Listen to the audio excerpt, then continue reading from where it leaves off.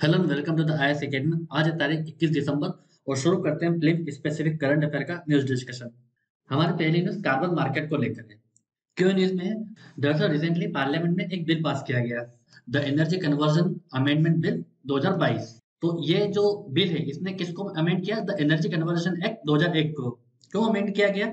इसका ऑब्जेक्टिव ये था कि भारत में एक कार्बन मार्केट डेवलप किया जा सके, जिससे कि जो कार्बन क्रेडिट है उसकी ट्रेडिंग को आसान बनाया जा सके। अब हम इतनी मशक्कत कर ही क्यों रहे हैं? देखिए, पूरा विश्व अभी क्लाइमेट चेंज से जूझ रहा है। आपको कई जगह ज्यादा बारिश दिख रही है, कई जगह आपको ड्रॉट देखने को मिल रहा है। मतलब क्लाइमेट चेंज है वो सबको नुकसान पहुंचा रहा है। तो इसी को काउंटर करने के लिए, इसके इम्पैक्ट को मिटिगेट करने के लिए हमें जो ग्लोबल वार्मिंग है उसको 2 डिग्री सेंटीग्रेड के अंदर अंदर रोकना पड़ेगा। मतलब जितना ग्लोबल वार्मिंग बढ़ी है तो उसको 2 डिग्री सेंटीग्रेड से ज्यादा हम बढ़ा नहीं सकते। अगर ये 2 डिग्री सेंटीग्रेड से ज्यादा बढ़ेगा तो और ज्यादा डेवास्टेशन देखने को मिलेगा। तो अगर हम इसको 2 डिग्री सेंटीग्रेड के अंदर रोकना है तो हम जो कार्बन डाइऑक्साइड को जो एमिट करते हैं उसे 25 से लेकर 50% तक रिड्यूस करना पड़ेगा बाय 2030। और इसी के इंपॉर्टेंस को ध्यान में रखते हुए जो पेरिस एग्रीमेंट हुआ था 2015 में, उसके आर्टिकल 6 में ये मेंशन है कि आपको जो एनडीसी है, नेशनली डिटरमिन्ड कंट्रीब्यूशन, हर कंट्री को अपनी तरफ से कुछ स्टेप लेना है ताकि जो कार्बन डाइऑक्साइड का जो एमिशन उसे कम किया जा सके। उसके लिए आप कार्बन मार्केट का यूज कर सकते हैं। तो ये आर्टिकल 6 में मेंशन है पेरिस एग्रीमेंट में। तो अगर यूपीएससी ऐसा कोई स्टेटमेंट पूछती है कि article 6 of the Paris agreement required any country to reduce the greenhouse gas emission with use of carbon market, carbon trading, then it will be right. So ऐसे fact जो है UPSC कभी कभी पूछ लेती है, तो हमें ऐसे फैक्ट का पता होना बहुत जरूरी है। तो अब हमें ये जानना है कि आखिर कार्बन मार्केट है क्या। देखिए, कार्बन मार्केट एक टाइप का एक ट्रेडिंग सिस्टम है। तो आप यहाँ पे एग्जांपल के थ्रू देख सकते हो, एक एमिटर ए है, एक एमिटर बी है। ये जो एमिटर ए है, सपोज करो एक कंट्री है, तो ये इसको एक लिमिट दे दी गई है कि आप एक बार में 1 टन से ज्यादा कार्बन डाइऑक्साइड का एमिशन नहीं कर सकते। और ये लिमिट दोनों कंट्री के लिए सेम है। बट जो एमिटर ए है वो क्या करती है, कुछ उनका प्रोडक्शन ज्यादा हो रहा है या वो कोल से एनर्जी ले रहे हैं, तो वो कितना एमिशन कर रहे हैं? 2 टन का एमिशन कर रहे हैं। और अलाउ कितना था? 1 टन का। इसका मतलब उन्होंने 1 टन ज्यादा कार्बन डाई एमिट किया है। और इस कंट्री का, जैसे सपोज करो मिडिल ईस्ट की कंट्री है, अफ्रीकन कंट्री है, उसने अपना 1 टन का जो लिमिट है कार्बन डाइऑक्साइड की वो एमिट नहीं किया।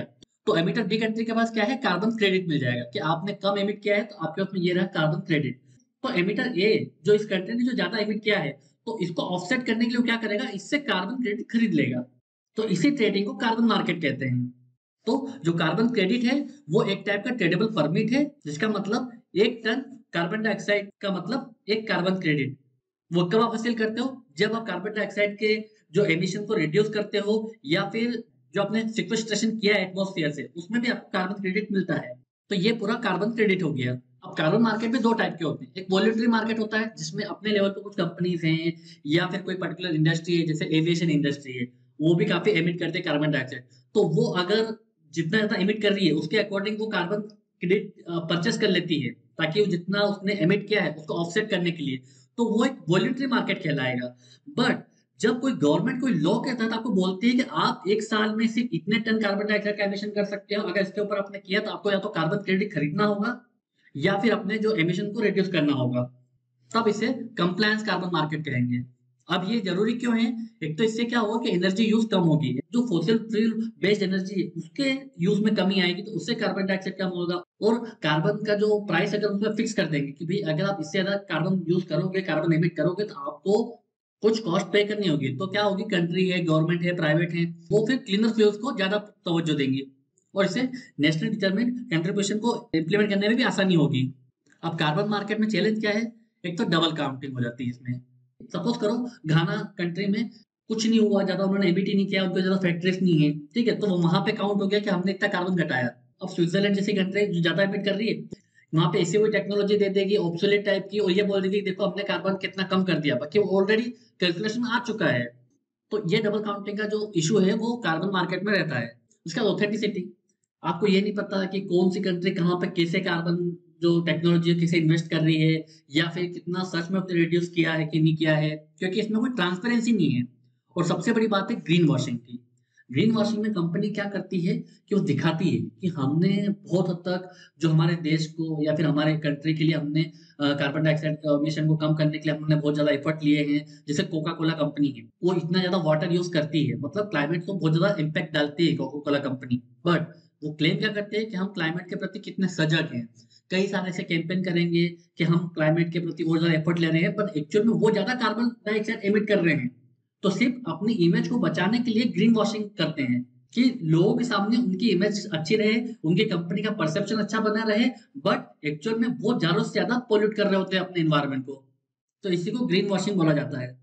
तो ऐसी कंपनी जो जनरली क्या करेगी, क्रेडिट खरीद लेगी ताकि उसने जो एमिट किया है उसको ऑफसेट कर सके।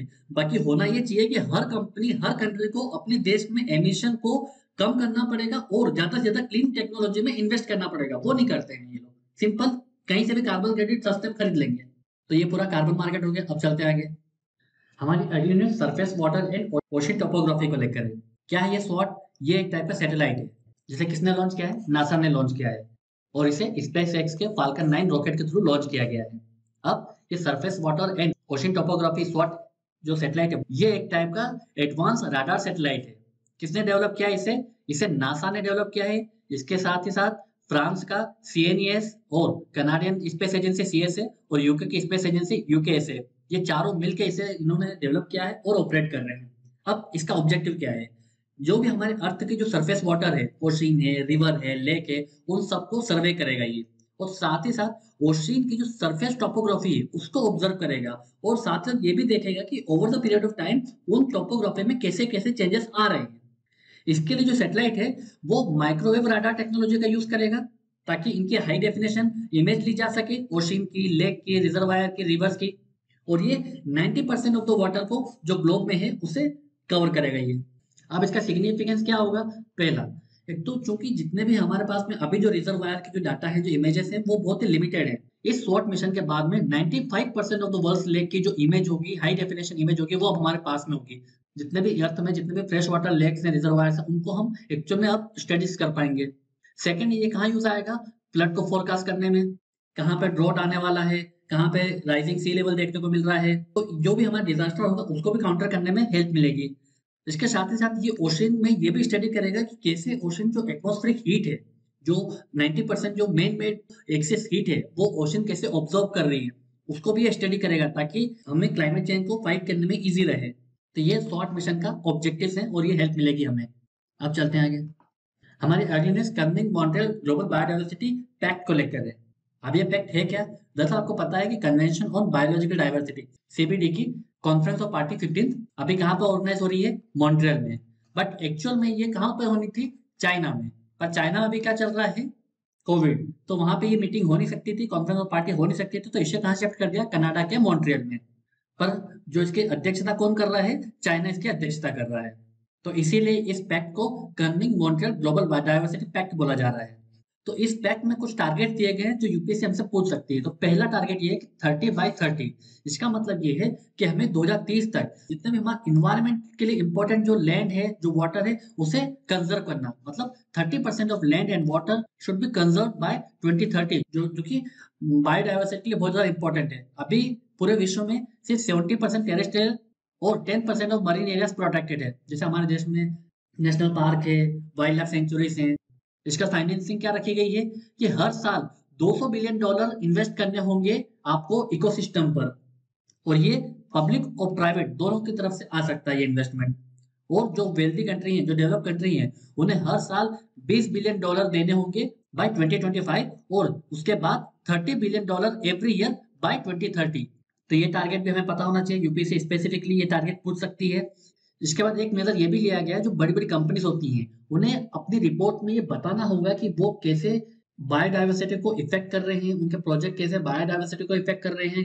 तो पर्टिकुलर कोई इकोलॉजिकल सेंसिटिव एरिया है, वहां पर आप कैसे हार्म कर रहे हो, या फिर इकोलॉजी की वजह से, या फिर कोई बायोडायवर्सिटी की वजह से आपको क्या हार्म हो रहा है, या आपको क्या इफेक्ट पड़ रहा है। तो ये सब आपको पूरे रिपोर्ट में मेंशन करनी पड़ेगी।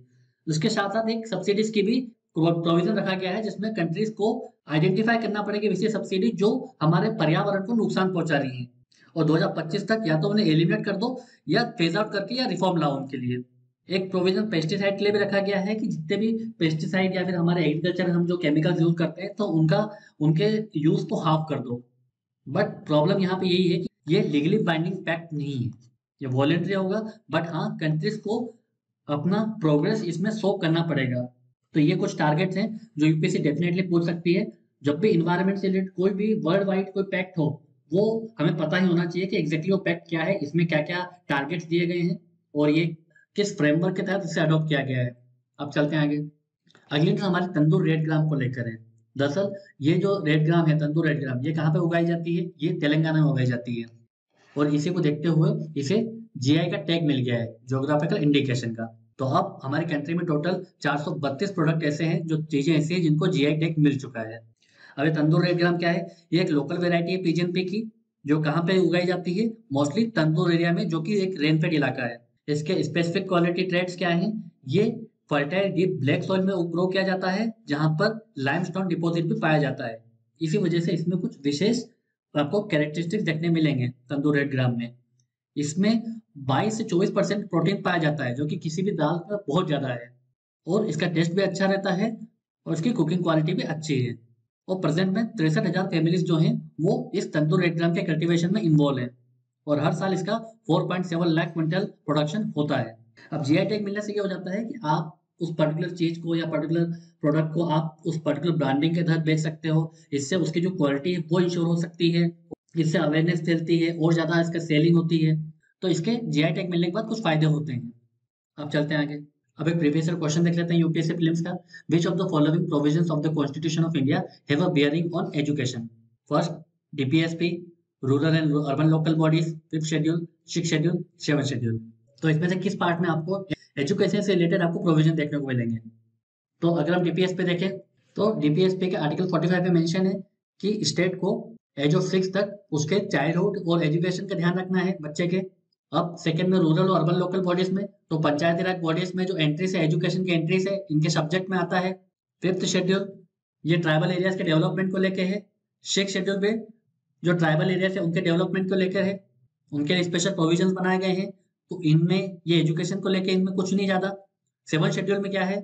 तो एजुकेशन जो है कॉन्करेंट लिस्ट में आता है, पहले स्टेट लिस्ट में होता था, बट जब 47 कॉन्स्टिट्यूशन अमेंडमेंट आया, उसे कॉन्करेंट लिस्ट में डाल दिया गया। तो सेवन शेड्यूल में प्रोविजन है एजुकेशन को लेकर। तो इसका आंसर क्या होगा? सी, 1 to 5।